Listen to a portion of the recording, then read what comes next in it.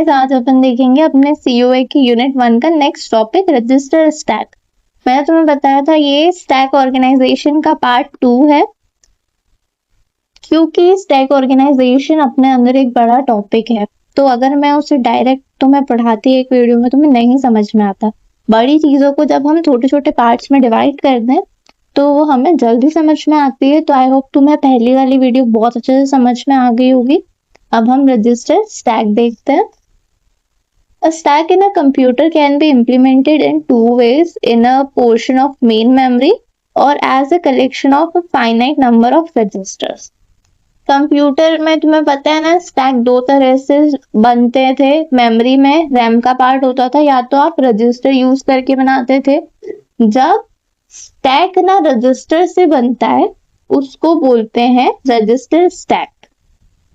जब अपना stack register से बनता है उसे हम बोलते हैं रजिस्टर स्टैक।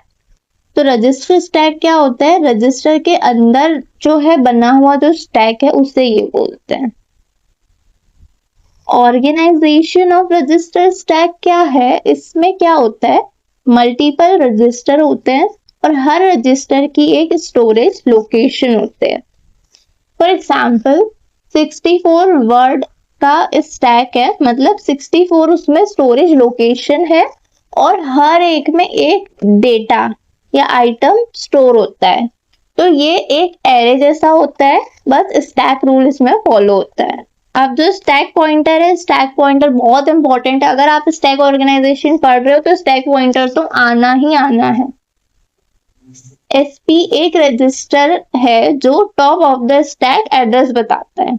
तो स्टैक पॉइंटर भी एक रजिस्टर है, बट वो टॉप ऑफ द स्टैक का एड्रेस बताता है।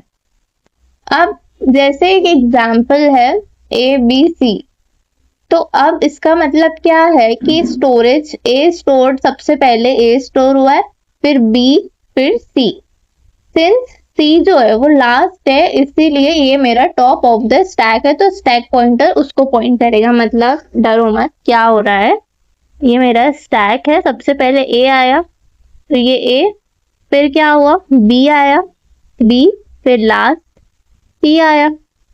तो जस्ट बिकॉज ये लास्ट है तो अब टॉप ऑफ द स्टैक इसको पॉइंट करेगा SP। बस इतना सा काम हुआ। और SP क्या करता है, हमेशा टॉप ऑफ द स्टैक को ही पॉइंट करता है। अब इसमें पुश ऑपरेशन पॉप ऑपरेशन कैसे होते हैं, बहुत इजी है, बड़ी चीज नहीं है, सब में वही वही रिपीट होगा, कुछ ज्यादा अलग नहीं है। To remove the top item read memory at address SP decrement SP। ये अपन ने पहले भी पढ़ा था। पॉप का मतलब होता है टॉप एलिमेंट को रिमूव करना। तो SP वाले एड्रेस का डेटा रीड करो और SP को 1 से कम कर दो। मतलब कि अब मुझे रिमूव करना है, तो मैंने क्या करा, इसका डाटा निकाल दिया बाहर। अब जो ये था SP मेरा, अब ये B पे आ जाएगा, क्योंकि यहाँ पे कोई डाटा ही नहीं है। तो अब ये B को पॉइंट करेगा। ओके, B को ये पॉइंट करेगा। अब ये मेरा टॉप ऑफ द स्टैक बन गया है और SP हमेशा टॉप ऑफ द स्टैक से ही चिपकेगा और किसी से उसका कोई मतलब नहीं है। अगेन क्या हो जाएगा, पुश ऑपरेशन में भी यही सेम चीज होगी। पुश का मतलब नया डेटा ऐड करोगे। अब आप क्या करोगे, आपने C को निकाल दिया था, अब मैं वापस से पॉप करना है, सॉरी पुश करना है, C को ले आए मैं। अब ये मेरा टॉप ऑफ द स्टैक हो गया। अब मेरा SP वापस C के पास आ जाएगा। अब ये C को पॉइंट करेगा। अब ये इंक्रीमेंट हुआ, ऊपर गया मतलब इंक्रीमेंट हुआ। पुश और पॉप में जब ये डेटा जो SP वो मेरा नीचे जाता है वो डिक्रीमेंट होता है। तो जब डेटा मेरा पॉप हुआ था तो वो एक्चुअली डिलीट नहीं होता, बस नेक्स्ट पुश में ना वो ओवरराइट हो जाता है। मतलब कि वो अभी आपको नहीं दिखेगा, बट जब नेक्स्ट पुश होगा ना तो वो C की जगह पे A आ जाएगा, समझे? ओके, तो अपन अब देखते हैं स्टैक पॉइंटर। अब स्टैक पॉइंटर तो अपने को पता है स्टैक पॉइंटर क्या होता है, बट अब अपन साइज ऑफ स्टैक पॉइंटर अपन कैसे निकालते हैं। अगर 64 वर्ड का स्टैक है तो आप क्या करोगे, 64 को अपन 2 की पावर 6 भी लिख सकते हैं। तो इसका मतलब ये हो जाएगा कि जो मेरा SP है वो 6 बिट्स का होगा। ऐसे हमारे साइज पता चलते हैं। ओके, फॉर एग्जाम्पल अगर मेरा जो स्टैक है वो 8 वर्ड का है, दिख रहा है, 8 वर्ड स्टैक है।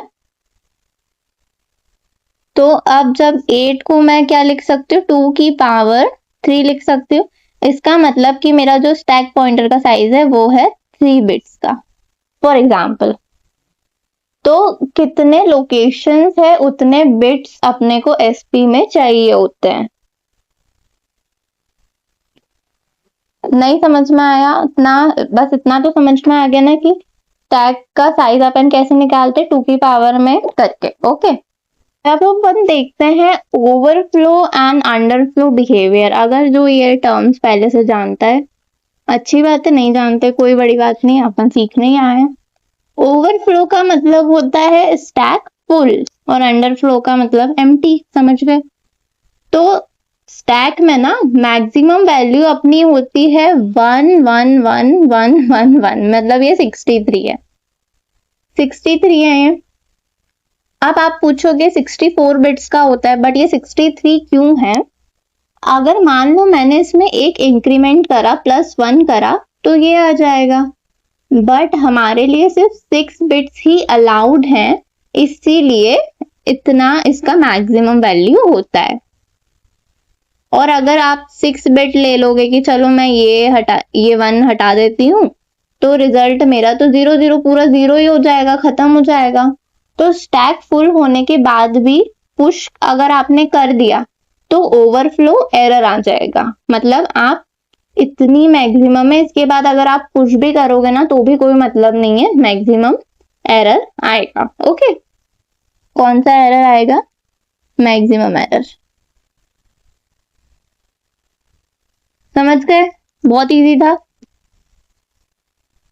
अब देखते हैं हम अंडरफ्लो केस, मतलब वही स्टैक पहले वाला ओवरफ्लो मतलब फुल और ये वाला एम्प्टी। तो जब स्टैक एम्प्टी है इसका मतलब ये 0 0 6 0 आ जाएंगे। अगर आपने पॉप कर दिया तो अपना स्टैक पॉइंटर क्या हो जाएगा? 1 1 1, मतलब कि एम्प्टी स्टैक है से आप पॉप करोगे तो क्या होगा भाई? अंडरफ्लो ही एरर आएगा। तो ये था मेरा मैक्सिमम एरर, सॉरी मैं मैक्सिमम एरर नहीं है ये, है ना, माय मिस्टेक। ये मेरा था ओवरफ्लो एरर। ओके, और ये होता है मेरा अंडरफ्लो एरर, अंडरफ्लो एरर। ठीक है, तो ना तो आप खाली स्टैक में पॉप कर सकते हो, ना ही आप भरे हुए स्टैक में पुश करते हो। बहुत सिंपल कॉन्सेप्ट था, ज्यादा कुछ पीएचडी अपने को करना नहीं था इसमें। अब नेक्स्ट है स्टेटस रिक्वायर्ड। तो ना 2 स्पेशल बिट्स यूज होते हैं, 2 स्पेशल बिट्स। पहला होता है फुल के लिए फुल, और एक होता है एम्प्टी। अगर स्टैक फुल हो गया तो क्या होगा? 1 पे आ जाएगा, सेट टू 1। और एम्प्टी होगा तो भी क्या होगा? सेट टू 1 मैंने स्टैक इज एम्प्टी। तो ये जो होते हैं ना, ये फ्लैग्स एरर से आपको बचाते हैं। सोच रहे हो गया अरे यार ये सेट टू 1 सेट टू 1 ये सब क्या है, अपन अच्छे से समझते हैं। मुझे कॉलेज जाना है, या तो मैं कॉलेज जाऊंगी या तो मैं कॉलेज नहीं जाऊंगी। अगर मुझे कॉलेज जाना है तो मैं 1 करूंगी, 0 और 1 है तो, और मुझे कॉलेज नहीं जाना है तो मैं 0 करूंगी। वैसे ही अगर मेरा जो स्टैक है, अगर मेरा स्टैक एम्प्टी है तो मैं एम्प्टी इक्वल टू 1 करूंगी, क्योंकि मेरा स्टैक एम्प्टी है। तो ये प्रेजेंट कर रहा है कि एम्प्टी इक्वल टू 1 मतलब ट्रू, स्टैक इज एम्प्टी। और मेरा अगर स्टैक फुल है तो मैं फुल इक्वल टू 1 करूंगी, क्योंकि मेरा स्टैक भरा हुआ है। बस इतना छोटे से चीज थी, ज्यादा बड़ा कुछ नहीं था इसमें। अब ये है अपने डेटा रजिस्टर। डेटा रजिस्टर क्या होता है?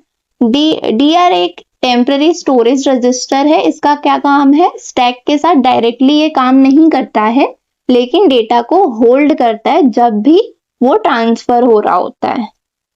अब 2 केसेस आते हैं अपने, पुश के टाइम पे और पॉप के टाइम पे। तो पुश के टाइम पे ना तुम डेटा इंसर्ट करना चाहते हो, तो प्रोसेस क्या होगा? डेटा जो है ना वो पहले डीआर में आता है, फिर डीआर से स्टैक में स्टोर होता है।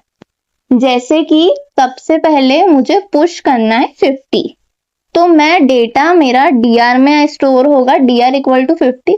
फिर मेरा वो स्टैक में स्टोर हो जाएगा। और वही सेम पॉप के टाइम पे क्या होता है कि तुमको पॉप के टाइम पे तुम डेटा निकालते हो तो स्टैक से ना डेटा निकलता है, फिर वो डीआर में स्टोर होता है, समझे? तो ये होता है। तो डीआर ना एक मिडिल मैन है जो डेटा डायरेक्टली स्टैक से सीपीयू नहीं जाता है, डीआर के थ्रू जाता है। बहुत इजी था, कोई बड़ी चीज नहीं थी। अब है नेक्स्ट इनिशियल कंडीशंस। तो जब सिस्टम स्टार्ट होता है, मतलब इनिशियल स्टेट होती है, तो गिवन रहता है कि एसपी जो है वो मेरा 0 है, मेरा फुल नहीं है स्टैक, और एम्प्टी रहता है। स्टार्टिंग में तो स्टैक खाली है जब मैंने स्टार्ट ही करा है। तो ये सब कंडीशन होगी कि नहीं, एग्री करते हो ना तुम? एसपी इक्वल टू 0 मतलब स्टैक में कोई एलिमेंट नहीं है, तो टॉप ऑफ द स्टैक भी को कैसे पॉइंट करेगा? ये फुल नहीं है क्योंकि ये एम्प्टी है स्टार्टिंग में, और एम्प्टी है, हाँ भाई एम्प्टी है, खाली है ना स्टार्टिंग में, तो इसलिए इक्वल टू 1 करा है इसने। तो अब होगा पुश, क्योंकि मेरा स्टैक खाली था तो मैं पुश करूंगी। परफॉर्म कब होगा पुश? जब फुल इक्वल टू 0 होगा। अभी एल्गोरिदम देख लो, कोई कोड वोड नहीं है कुछ। तो जब 0 होगा मतलब फुल नहीं है, तो ही मैं आगे पुश कर पाऊंगी, वरना क्या होता है ओवरफ्लो एरर आ जाता है, याद है ना? तो अब क्या हुआ, मुझे पुश करना, तो पुश में मैं क्या करूंगी? सबसे पहले अब मेरा जो एसपी है वो बढ़ जाएगा। पहले मेरा नॉर्मल एसपी था, कहीं नहीं था, अब इंक्रीमेंट हुआ क्योंकि मैंने पुश करा है, तो वो नीचे से ऊपर जाएगा। ओके, एक बार अच्छे से देखते हैं अपन। अभी ये 0 है, -1 है, अपन इतना डीए से नहीं पढ़ रहे। तो अभी मुझे पता है कि मेरा स्टैक एम्प्टी है, फुल, ये कंडीशन मेरी एग्री कर रहा है वो। अब क्या हुआ, जब मैंने पुश करा, मैंने एक एलिमेंट अपने स्टैक में डाला, तो मेरा जो एसपी था, जो यहाँ पे था अभी खाली था, वो अब इंक्रीमेंट होके यहाँ पे आ जाएगा। आएगा कि नहीं आएगा? एग्री? अब क्या हुआ, अभी डेटा नहीं आया, सिर्फ ये आया। अब उसके बाद जो है data, right data into stack. अभी जो सबसे पहले जो मुझे अगर ए डालना था, तो ए सबसे पहले डेटा रजिस्टर में आएगा, फिर यहाँ से वो मेरे स्टैक के अंदर आएगा। ठीक है, आ गया ये मेरे स्टैक के अंदर। फिर स्टैक अब जो है वो मेरा स्टैक अब एम्प्टी नहीं है, क्या है? फुल है ये, तो एम्प्टी को मैं 0 कर दूंगी। अब ये कंडीशन क्या है, अपन एक बार इसको एक और बार देखेंगे, भागना मत को। इसका क्या मतलब होता है कि जब एसपी 0 हो जाए मतलब स्टैक मेरा फुल हो गया। जैसे अपन फुल इक्वल टू 1 करते थे, उसका मतलब ये होता था मेरा स्टैक फुल हो गया है। और जब एसपी इक्वल टू 0 भी होता है, तो उसका भी मतलब है कि जो मेरा स्टैक है वो फुल हो चुका है। और जो एसआरपी है, जो अपना स्टैक पॉइंटर है, वो रैप होके 0 पे आ जाता है। जब स्टैक की लास्ट पोजीशन तक फिल हो जाता है तो वो फिर 0 हो जाता है। बस, कोई बहुत बड़ी चीज नहीं थी। और अगर मेरा स्टैक फुल हो गया है तो एम्प्टी तो मेरा 0 हो जाएगा, सिंपल है, बड़ा कुछ था नहीं इसमें। ओके, अपना रजिस्टर स्टैक का डायग्राम, अगर एग्जाम में आए रजिस्टर स्टैक, तो डायग्राम तो बनाकर ही आना है, इंपॉर्टेंट है बहुत। तो ये है मेरा 64 वर्ड स्टैक। 64 यानी कि तुम इंडेक्सिंग 0 से चालू करते जाओगे और 63 तक करोगे। तुम्हें पता है हमने 64 क्यों नहीं करा है? अगर नहीं याद है तो वीडियो पीछे जाके देखो। ओके, तो ऐसे मेरे एलिमेंट्स है। इसमें डेटा रजिस्टर क्यों बनाया है? क्योंकि सबसे पहले जो एलिमेंट है, अगर मुझे पुश करना है तो पहले वो एलिमेंट डेटा, अगर 50 पुश करना है तो पहले इसमें जाएगा, फिर मेरे स्टैक के अंदर आएगा। ओके, और ये मेरा एड्रेस है और stack pointer top of the element बताता है। अभी मेरा टॉप ऑफ द एलिमेंट सी है, और क्योंकि मेरा स्टैक एम्प्टी नहीं है तो ये 0 होगा, और वो भी फुल नहीं हुआ है क्योंकि 63 तक फिल हो जाना चाहिए तो फुल हो जाएगा।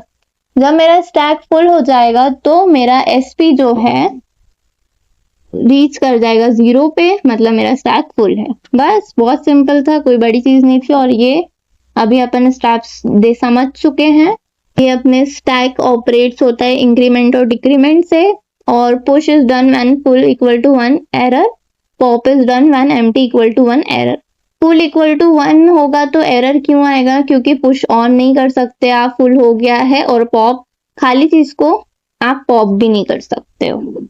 Register stack is a fast stack implementation using registers controlled by stack pointer, uses pop, push, handle overflow and underflow using full and empty flags। तो अब इसमें डेटा जो है मेरा फिजिकली डिलीट नहीं होता है, सिर्फ रीड होता है या बाद में ओवरराइट हो जाता है। और स्टैक में जो डिलीशन होता है वो लॉजिकल होता है, फिजिकल नहीं होता है। तो रजिस्टर स्टैक जो होता है वो बहुत फास्ट होता है, रजिस्टर पे बेस्ड होता है और इसको कंट्रोल करता है हमारा स्टैक पॉइंटर। पुश और पॉप से काम होता है अपना। बहुत इजी था, आई होप तुम्हें समझ में आ गया होगा। तो ये है अपने रिवीजन क्वेश्चंस, वन वर्ड हैं, बहुत इजी हैं। अगर तुमने वीडियो पूरी देखी है तो तुम्हें इसके आंसर अपने कमेंट सेक्शन में ज़रूर लिखना है। ओके, तो थैंक यू।